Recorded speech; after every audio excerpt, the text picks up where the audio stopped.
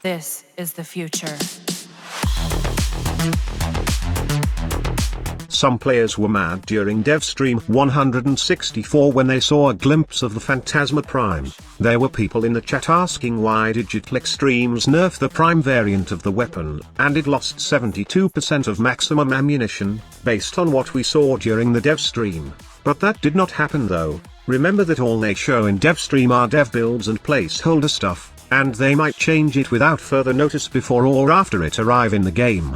I'm pleased to say that Phantasma Prime did not get any ammunition nerf. Instead, it got increase in critical chance and critical damage, and added maximum ammo in both primary and secondary fire. So yes, it's better compared to the normal version and did not receive any nerf at all. But the question though, is Phantasma Prime worth the grind? You bet it is.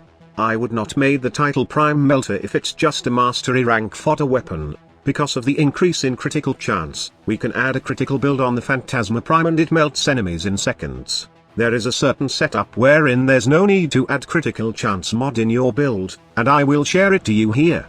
The combo I'm talking about is using Nidus Teeming Virulence to boost the critical chance of Phantasma Prime to yellow critical numbers. Just slap the usual power strength with range build, add the Teeming Virulence build and you are good to go. Why ensnare squad leader? Well, this is just a personal preference and I have talked about this before, but in case you did not hear it, then it's because I personally think that ensnare is more efficient in grouping enemies compared to lava, plus it has added benefits in steel path levels since it can ensnare acolytes. But like I have said, it's just a personal preference.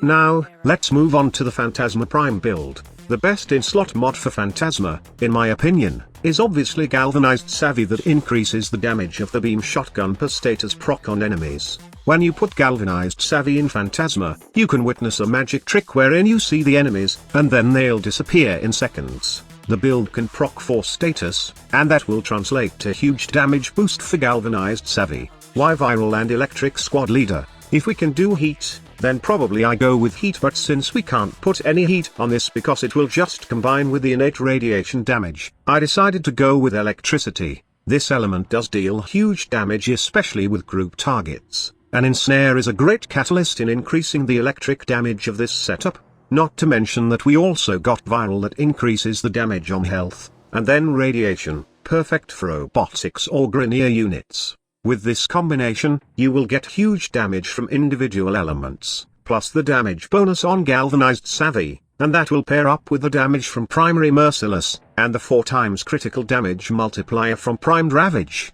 Now, this is not the mod setup I was using in the clip you have seen earlier. I was not using Primed Ravage earlier, but see how insane the damage of this setup with this Primed Critical Damage mod. Overall, Phantasma Prime is a wicked weapon that everyone must have right now. If you want to know where to farm the parts, then head over to your codex, then relics, and just type in the search bar Phantasma Prime. There, you will see all the relics that houses Phantasma Prime's parts. If you want to see a guide on how to farm these new relics fast, then I have included a link in the video description which will show you the fastest way to farm new relics in Warframe. I hope you get Phantasma Prime fast and have fun with it. Thank you so much for watching. Squad Leader signing off.